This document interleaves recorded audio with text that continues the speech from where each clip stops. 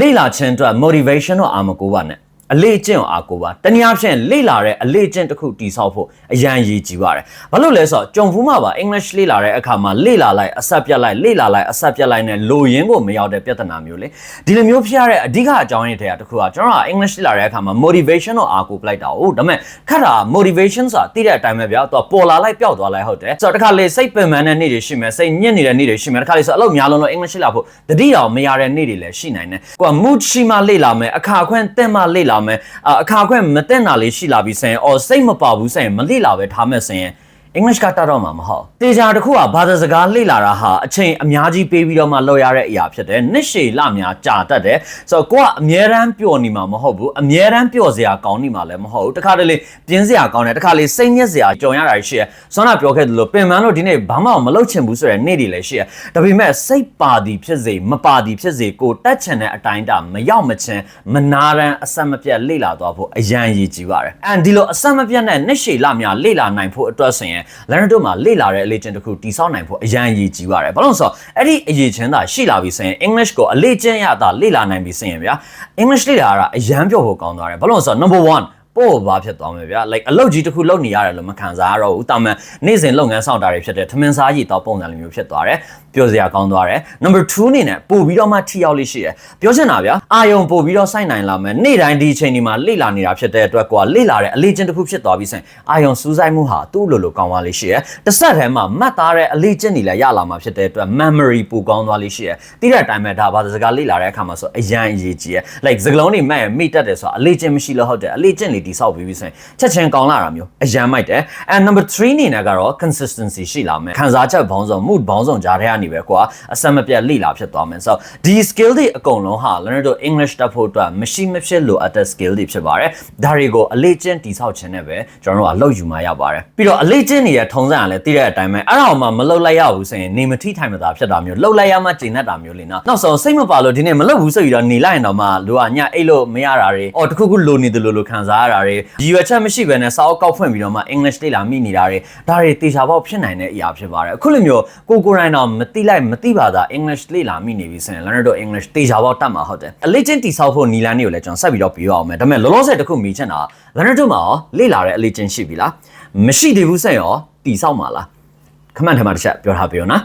်အခုတခါအလေ့ကျင့်တည်ဆောက်ဖို့အတွက်နီလန်းကောင်းတစ်ချို့ကိုမျှဝေပြီးသွားပါမယ် number 1အချိန်စရာဆွဲပါဘယ်နှနာရီဘယ်နှမိနစ်ကနေဘယ်နှနာရီဘယ်နှမိနစ်အထိလေ့လာမယ်စသဖြင့်အချိန်စရာအတိအကျဆွဲပေးပါအရန်ရည်ကြီးရဲ့Number 2လေ့လာမယ့်နေရာတစ်ခုကိုအတိအကျသတ်မှတ်ပေးပါပြောချင်တာအဆင်ပြေတဲ့နေရာမှာကောက်ပြီးတော့လေ့လာမျိုးမဟုတ်ဗျာကိုယ့်အတွက်လေ့လာဖို့အကောင်းဆုံးလို့မြင်တဲ့နေရာတစ်ခုကိုလေ့လာမယ့်နေရာအနေနဲ့သတ်မှတ်လိုက်နေ့တိုင်းအဲ့ဒီအချိန်ရောက်ရင်အဲ့ဒီနေရာမှာထိုင်ပြီးတော့မှလေ့လာတော့နေရာမပြောင်းသေးအနည်းဆုံးတော့အလေ့ကျင့်တည်ဆောက်နေစဉ်ကာလမှာတော့ကိုယ့်ရဲ့လေ့လာနေတဲ့နေရာကိုလည်းမပြောင်းနဲ့ဘာလို့ဆိုတော့ဒီနေရာတစ်ခုသတ်မှတ်ထားခြင်းရဲ့အရေးပါမှုပေါ့နော်ကျွန်တော်က activity တစ်ခုကိုနေရာတစ်ခုခုနဲ့တွဲပြီးတော့မှတ်လေးရှိရဗျာတက်လားဒါကြောင့်လဲကျွန်တော်အလေ့ကျင့်တွေပါတယ်ဆိုရင်ဗျာတခါလေတခြားမဟုတ်ကောင်းတဲ့မကောင်းတဲ့အလေ့ကျင့်လေးရှိရလေနော်အပြင်ရောက်ရင်အဲ့ဒါတွေတစ်ခုမှမပါလာဘူးဆိုရင်တော့အိမ်ပြန်ရောက်တဲ့အခါကျတော့အရင်ကကိုယ်မှရှိခဲ့တဲ့အကျင့်ကောင်းတွေရောအကျင့်ဆိုးတွေအကုန်လုံးဒရင်းဆိုပြောင်းဝင်လာတော့ because ကျွန်တော်ကဒီနေရာတစ်ခုကိုတွေ့ပြီဆိုရင်ဒီနေရာမှာဘာလုပ်လေးရှိလဲအဲ့ဒီ activity နဲ့တွဲပြီးတော့မှတ်လေးရှိတာဟုတ်အဲ့တော့လေ့လာတဲ့နေရာတစ်ခုသတ်မှတ်လိုက်ပြီဆိုရင်ဗျာအဲ့ဒီနေရာကိုမြင်လိုက်တာနဲ့အမှထိုင်လိုက်တာနဲ့ရုပ်တရက်အာယုံစူးစိုက်မှုကောင်းသွားမယ်ရုပ်တရက် learner mode kick in ဖြစ်သွားမယ်ဆိုတော့လေ့လာရတာတော်တော်ထိရောက်လေးရှိရဗျာဒါကြောင့်ပြန်ပြောပြစေအချိန်နဲ့နေရာအတိအကျသတ်မှတ်ပေးပါ number 4 distraction တွေ short ပါပြောချင်တာကိုယ့်ရဲ့လေ့လာတဲ့နေရာမှာကိုယ်အာယုံပြတ်စေတဲ့အရာဘာတွေရှိလဲအဲ့ဒါတွေကို short မယ်အာယုံစူးစိုက်လို့ကောင်းစေမယ့်အရာတွေကိုပဲကိုယ်ထည့်ထားလို့ရတယ်တစ်ဆက်တည်းမှာလေ့လာတဲ့အချိန်သတ်မှတ်ထားပြီးဆိုရင်ဗျာအဲ့ဒီအချိန်အတွင်းမှာကိုယ့်ရဲ့တငယ်ချင်းတွေဖုန်းခေါ်လာတာရှိရင်လည်းမကင်နဲ့ပေါ့နော်ဆိုတော့မခေါ်ဖို့ပြောလိုက်မိသားစုဝင်တွေကိုလည်းပြောထားစသဖြင့်ပေါ့လေကိုကဒီအချိန်မှာ distraction တွေလုံးဝကင်းနေအောင်စီမံထားလို့ရမယ်Number 5 friction နဲ့ပါစေပြောချင်တာလေ့လာစရာတွေအစင်သင့်ရှိနေဖို့လိုတယ်ကိုကလေ့လာမဲ့အချိန်ရောက်တဲ့အခါကျမှစာအုပ်ပြေးယူရရတယ်ဟောအာသွင်းမီဒီပြေးယူရရတယ်အဆင်မပြေအဲ့တော့တတ်နိုင်တယ်လို့လေ့လာခြင်းဟာအရန် smooth ဖြစ်နေပါစေဗျာဖြစ်နိုင်ကျွန်တော်ဖုန်းထဲက application တွေကိုဖွင့်လိုက်တယ်လို့ပဲ like တိတဲ့အတိုင်းပဲကျွန်တော်သုံးနေကြ app တွေဥပမာတချို့ Facebook မှာ active ဖြစ်တယ် or TikTok မှာ active အရင်ဖြစ်တယ်ဆိုရင်မရည်ရွယ်ဘဲနဲ့ TikTok လောက်တော်တော်နှိမ့်မိတာတွေရှိရအဲ့လိုမျိုးပေါ့နော်အရန်အဆင်ပြေနေတာကိုလေ့လာခြင်းလည်းအဲ့လိုမျိုးလုပ်ပေးဆိုကိုတို့ကလေ့လာဖို့လိုအပ်တဲ့စာအုပ်တွေဇပွဲမှာထားတာဘောပင်နေပါလေဒီမှာပဲထားတာအာသွင်းမီဒီယာအစဒီမှာပဲထားတာအာသွင်းမီဒီယာဟိုဘက်မှာအာသွင်းရလို့အစင်မပြေဘူးဆိုရင်ကျိုးခိတ်တစ်ခုဆွဲပြီးတော့မှအမှတန်အာသွင်းထားလုံးဝအစင်သင့်ချောချောမွေ့မွေ့လေးဖြစ်ပါစေဘာလို့ဆိုတော့လေ့လာခါနီးကြမှာဟိုဟာသွားယူဒီဟာပြေးယူဟိုဟာရှာဒီဟာရှာဆိုရင်အစင်မပြေတော့ အဲ့ပြီးရင်ကျွန်တော်ရဲ့အကြိုက်ဆုံးမဟုတ်တော့လဲလူတွေအတွက်အလုပ်ဖြစ်တဲ့နည်းလမ်းတစ်ခုရှိသေးတယ်အဲ့ဒါကကိုယ့်ကို reward ပေးတာပဲပြောချင်တာလေ့လာစရာရှိတာလေ့လာလို့ပြီးသွားပြီအောင်မြင်စွာလေ့လာနိုင်ခဲ့တယ်လို့ခံစားမိတယ်ဆိုရင်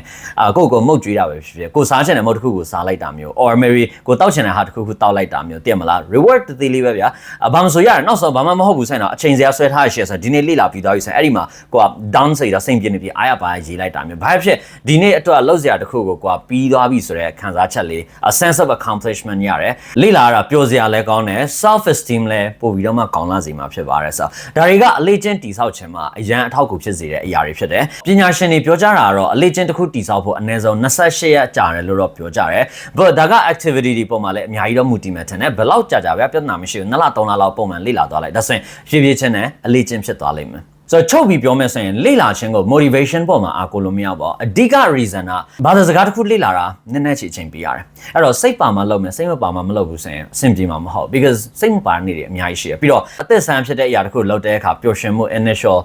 happiness ပေါ့နော်ခဏတစ်ဖြုတ်ပဲရတာဟုတ်တယ်အဲ့ဒါပြီးသွားရင်အဲ့ဒီ motivation ဆိုတဲ့အရာလည်းပျောက်သွားလိမ့်မယ်အဲ့ဒီအချိန်ကျရင်ကျွန်တော်တို့ဟာဒီလိုအလေ့ကျင့်တဲ့ဆက်ထိန်မှရမယ် self control တော့ဒီကြပါရှိရပါလိမ့်မယ်အဲ့လိုတော့လုပ်ချင်တဲ့ဆရာရဲ့ကျွန်မကိုယ့်ကိုမထိန်နိုင်လို့လေအဲ့ပြဿနာသိပြီပဲဖြေရှင်းတော့လေတင်မလားဟို scope ကိုဘယ်လိုထိန်းချုပ်ရမလဲအကောင်းဆုံးနီးလန်းကတော့လက်ထိတ်ခတ်ထားတာပဲအော်ကျိုးနဲ့ချီထားတာပဲဘယ်သူမှအဲ့လိုလုပ်လို့မသိတော့ဘူးလေနော်အဲ့တော့ကိုယ့်စိတ်ကိုတော့နိုင်အောင်တော့ထိန်းပေါ့ဒါလေးတော့လုံးမရမှာပေါ့နော်အဲ့လောက်လေးရှိပြီဆိုရင်တော့အလေ့ကျင့်တစ်ခုရလာလိမ့်မယ်ဒါဆိုရင်တော့ learner တို့အတွက် English တက်မြောက်ခြင်းဆိုတာလည်းအရန်ကင်ဝေတဲ့အရာတစ်ခုမဟုတ်တော့ learner တို့ရောလေ့လာတဲ့အလေ့ကျင့်တစ်ခုတည်ဆောက်မှာလားတည်ဆောက်ထားပြီးသားရောရှိလား comment ထဲမှာတစ်ချက်ပြောထားပေးအောင်နော်ပြီးတော့ခုလိုမျိုးလေ့လာတဲ့အလေ့ကျင့်တည်ဆောက်မှုမှာအဆင်မပြေမှုတချို့ရှိခဲ့ရင်အခက်အခဲတချို့ရှိခဲ့ရင်